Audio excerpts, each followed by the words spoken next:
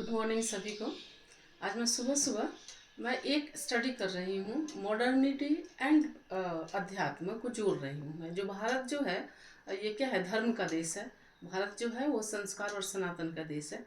तो इसमें कौन से परिवर्तन हो रहे हैं, आधुनिकता के दौर में हम कहाँ जा रहे हैं, कौन से सुख की प्राप्ति के लिए हम लोग बिल्कुल बेचैन एकदम दौर में लगे पड़े हैं। सुख शांति, परिवार, पड़ोसी, घर, सब कुछ त्याग दे रहे हैं। अपना मान सम्मान, अपना इज्जत प्रतिष्ठा, अपना कुल खानदान, हर चीज़ को सेक्रीफाइस करने के लिए हम लोग तैयार हैं। कौन से दौर में हम दौड़ रहे हैं। तो आज की पीढ़ी, बच्चे हो सकते हैं, बड़े हो सकते हैं, कोई भी हो सकता है, थोड़ा ध्यान दीजिएगा क्योंकि समझने के तरीके और हैं।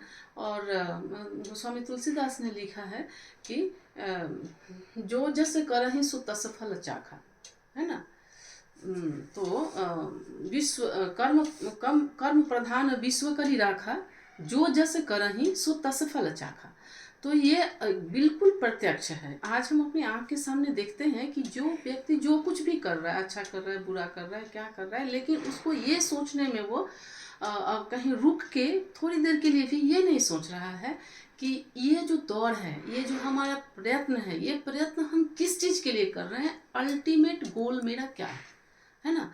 इतना इंडल्ज हो गए हैं हम लोग, इतने व्यस्त हो गए हैं हम लोग, इतने तो कौन से मतलब बड़ी सी बिल्डिंग बन जाए, बड़ी सी गाड़ी आ जाए, बड़ा सा घर सज जाए, लेकिन what is the ultimate goal, ये सब पाने के पीछे का उद्देश्य क्या है, सब कुछ मिलने के बाद क्या होगा। हमारा बहुत बड़ा बिल्डिंग घर बन गया, बहुत बड़ी गाड़ी आ गई, बहुत कुछ समाज में मेरा जसमान हो गया, उसके बाद क्या होगा। मरना तो सभी को है, और मरने के बाद हम कहाँ जा रहे हैं, हम कौन सी आत्मा को लेकर के जा रहे हैं, हमारा सोल कितना इनरिच हुआ है, ये सोचने का समय हमारे पास बिल्कुल भी नहीं है। तो अगर हम थोड़ी सी डीप उसमें जाते हैं तो ये व्यर्थ की दौड़ भाग, व्यर्थ का छीना झपटी, व्यर्थ का ईर्ष्या, व्यर्थ का प्रतिस्पर्धा, ये सब शायद हमें बिल्कुल ही बेवजह लग रहा है। तो सब कुछ चाहिए, मनुष्य का जीवन है, हमको सुख से अच्छे से रहने का भी हमारा उतना ही अधिकार है, लेकिन उसमें धक्का मुक्की, एक दूसरे को दौड़ भाग करके।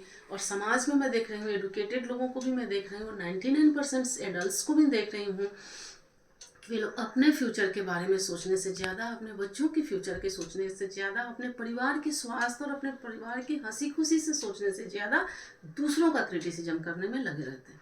मैं जहाँ भी देखती हूँ, इतने कम उम्र के बच्चे, 2 4 10 साल वाले बच्चे, थोड़ी सी इनकम कर लिए, थोड़ा सा ये स्टाइल आ गया तो लगता है कि कितना कुछ समझते हैं वे लोग।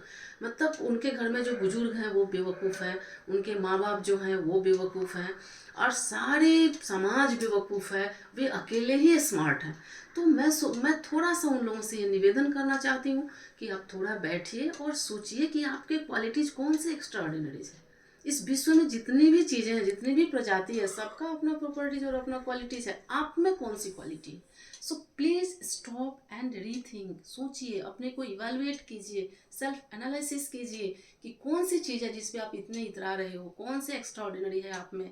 और आपकी एक्टिविटीज़ मॉर्निंग टू इवनिंग, आप जस्ट अपने एक एक एक्टिविटीज़ को एनालिसिस कीजिए कि आपकी कौन सा एक्टिविटीज़ जो है वो सोसाइटी के लिए कितना कंट्रीब्यूट कर रहा है, वो आपके फैमिलीज़ के लिए कितना कंट्रीब्यूट कर रहा है, वो अध्यात्म के लिए कितना कंट्रीब्यूट कर रहा है, वो सोसाइटी बिल्डिंग में कितना कंट्रीब्यूट कर रहा है।